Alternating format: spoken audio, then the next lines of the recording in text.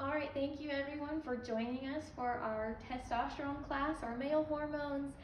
These are really, really important because I do think that a lot of times men's hormones kind of get overlooked, whereas a lot of women's hormones, we're constantly feeling like we're off and we go and we get them checked, whereas men don't necessarily do that. Men kind of live in silent desperation and they don't really even think to look at hormones.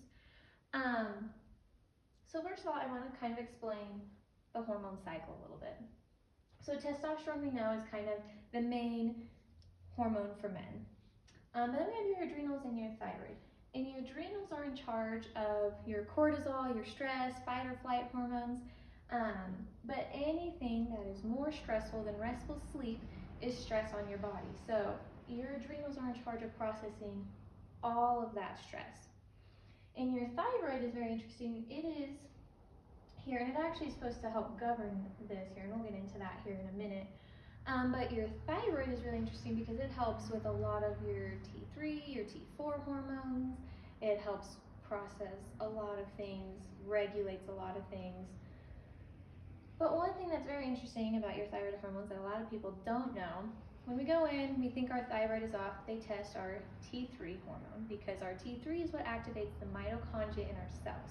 So it gives us energy. But what a lot of people don't know is that your thyroid is only responsible to make 20% of all of the T3 in your entire body. The other 80% comes from your liver. What happens is thyroid makes T4, which is then sent out to your liver and converted into T3, which is sent out into your cells. So when a lot of people are having thyroid issues, they're actually having liver issues, which is really important to understand. So how does this all work together? Well, your adrenals and your thyroid. If your adrenals are, say you're stressed, and they're doing 80%, then your thyroid is going to be doing 20%. So ideally, they're doing 50-50, but if one goes up, the other one has to go down, and vice versa. Now, stress, a lot of people think of work stress or family stress, money stress, but that's not always the case.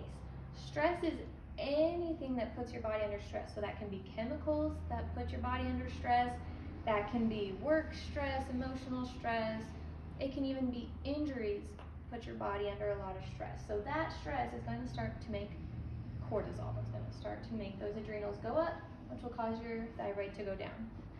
So what happens to your testosterone when that's going on? Well, it does not matter how this goes out a cycle, whether one goes up or the other one goes up, your testosterone will go down, but your estrogen goes up. Now, how is this possible? Because men don't have ovaries. They don't have estrogen factories. So where are they getting all this estrogen from? Well, when you are stressed, there's a hormone called sex hormone binding globulin, and it's released from your liver. And what it does is it binds to your testosterone and it renders it inactive. That inactive testosterone is then sent out to your fat cells. Now your fat cells, a lot of people think are like the bad guys, but they're not the bad guys. They are just storage plants. Your deactivated testosterone will go into these storage plants, these fat cells, and when your body is needing hormones or those fat cells get all filled up, your liver creates an enzyme called aromatase.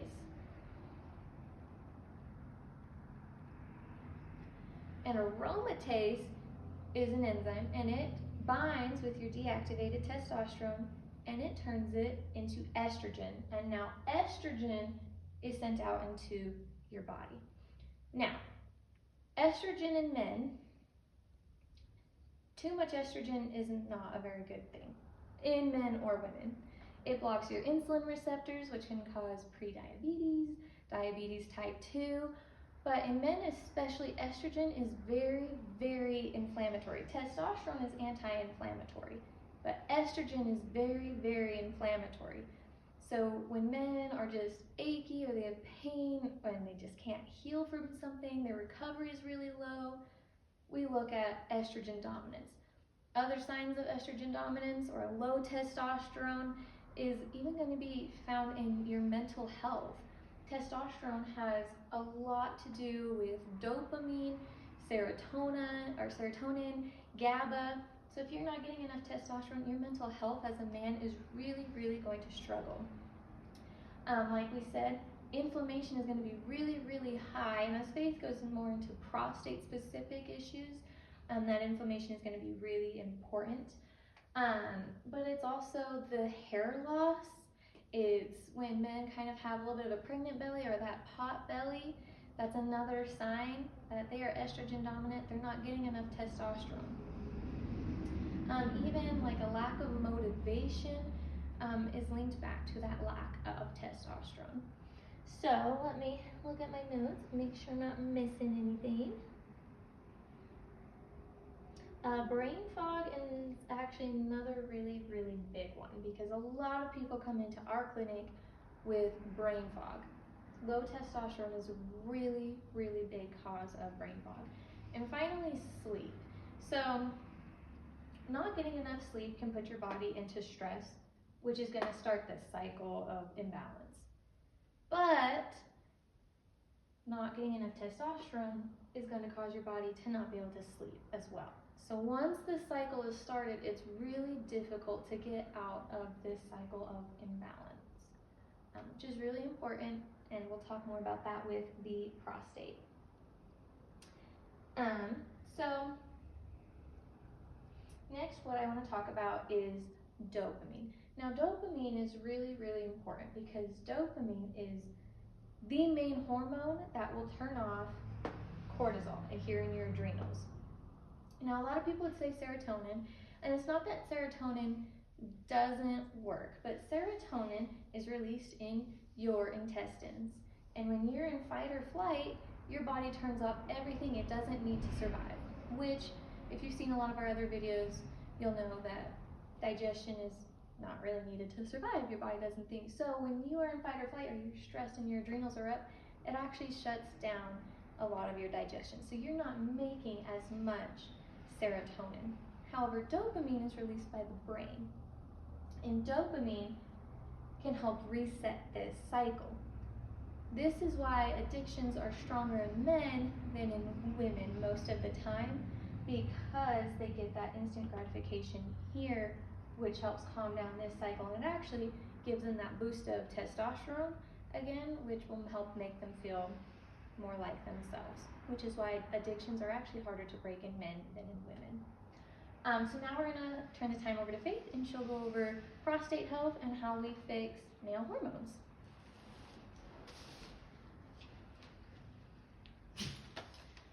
All right, everybody. I am going to just draw some arrows because I like it, and you'll kind of see when I talk that it's a cycle, and I want you to see that they're all related together.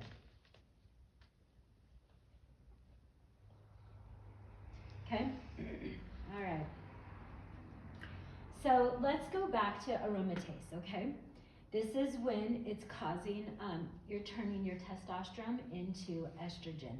So one of the other things that aromatase does when it's high is that it actually irritates your prostate, causing your PSA numbers to go high.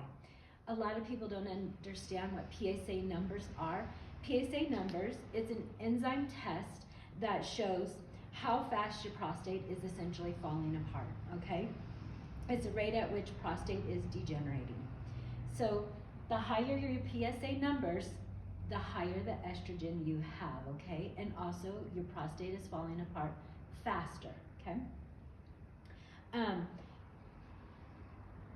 Your PSA though, as it goes up, it actually is gonna cause more stress because again, this going up is gonna cause your sex hormone binding globulin to be higher, which usually your stress is also going up higher. So it's all linked, it all goes together here, okay? So when we talk about the prostate or even testosterone, you can't fix either one of those without first addressing what's in the center here. This all goes back to the liver, all right? Adrenals do dump all of their hormones down into your kidneys, which is why a kidney cleanse is really important. But the majority of this circles around your liver. If you're having prostate issues, you can't fix it without fixing your liver first. And so one of the things that we actually recommend when we do see people with low testosterone is to do a whole body cleanse.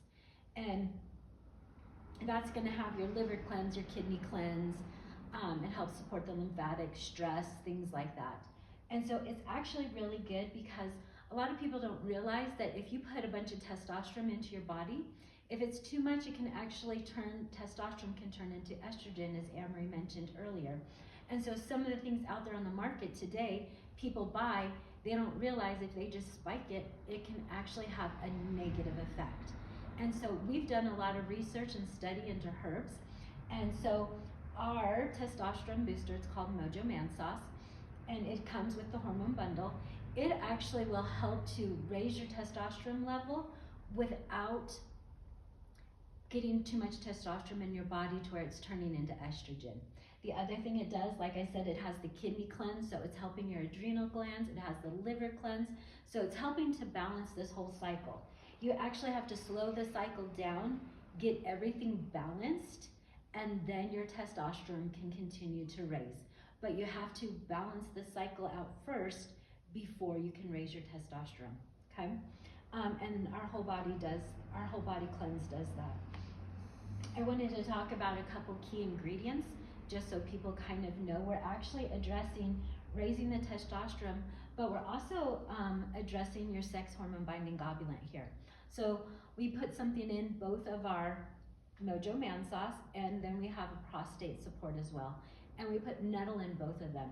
And we put nettle in both of them because it actually binds to the sex hormone binding globulin and renders it inactive.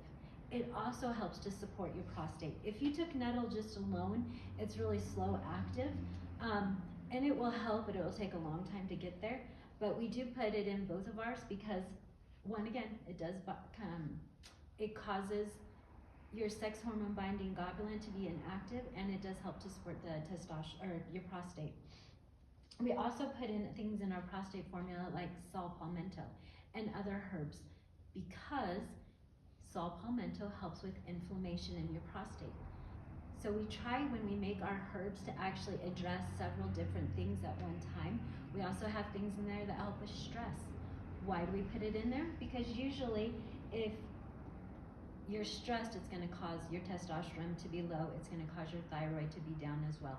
Another thing people don't realize is if you have a low testosterone, you're having issues with your thyroid. They go everywhere together, okay? There's that connection there, so you have to address that as well. And this is, again, in our hormone bundle. There are other supportive hormone or supportive tinctures in there, vitamin C, a liver cleanse, digestive support, things like that. But what it does is, like I said, it just helps to balance this level out, and then we help to raise the testosterone. But I did also want to mention a few other things that maybe men don't realize that could be helpful or a negative effect. So one of them is pumpkin seeds. Pumpkin seeds are great for your prostate.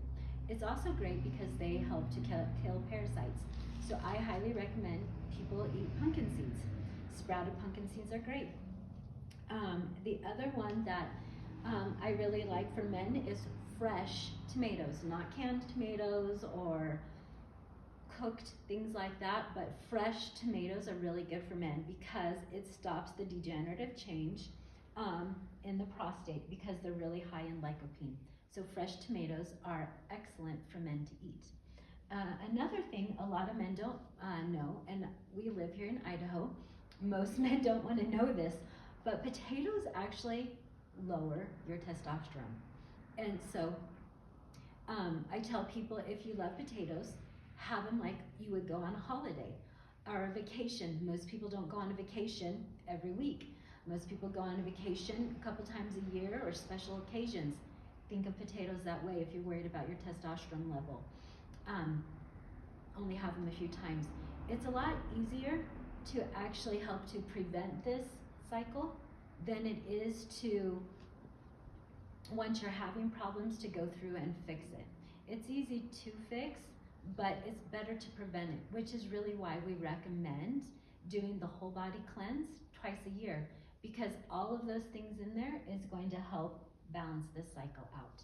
And really, we all want our best health. If you're struggling with low testosterone, I can tell you right now, your stress is probably through the roof, and you're gonna have a low thyroid. It's gonna cause, like I said, Amory said the pot belly. That is one physical sign that you're low in testosterone. Hair loss is another one. Brain fog, not sleeping at night, not that get up and go kill 'em attitude is another one. And so it affects your life in many different ways. So that's why it's better